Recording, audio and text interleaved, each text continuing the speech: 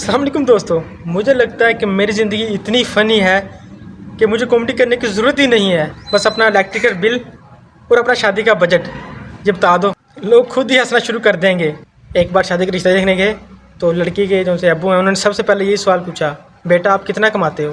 میں نے کہا انکل یوٹیوب پر امید ہے، ابھی تو ویوز لے رہا ہوں، پیسے نہیں. شادی کے بعد میاں بیوی کی لڑائی کا اصلی ریزن ہوتا ہے ٹی وی ریموٹ.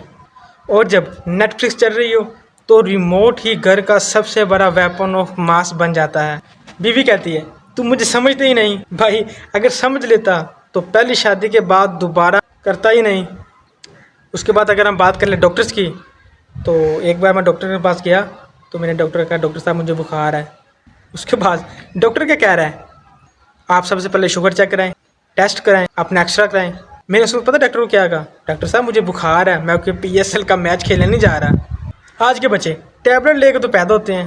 پہلے امی کی شکل لے کے پیدا ہوتا تھا بچہ، اور اب سب سے پہلی آواز ہی یہ آ رہی ہوتی ہے، پلیز ویٹ اپڈیٹ اویلیبل. اور اگر ہم واٹس ایپ کی بات کریں، واٹس ایپ کے گروپ ایسے بنے ہوئے ہیں جیسے جیل کا سسٹم ہے. ایک بندہ کوئی چیز بولتا ہے 2000 بندے سے فارورڈ کر رہے ہوتے ہیں.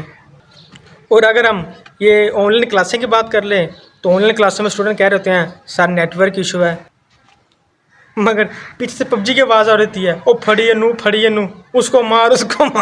یہ تو ہمارے حالات ہوئے ہیں اسٹوڈنٹوں کے. اور اگر ہم بازار کی بات کریں تو سبزی والے کا کانفیڈینس ایک الگ ہی لیول کا ہوتا ہے. کہتا ہے ٹماٹر 500 روپے کلو.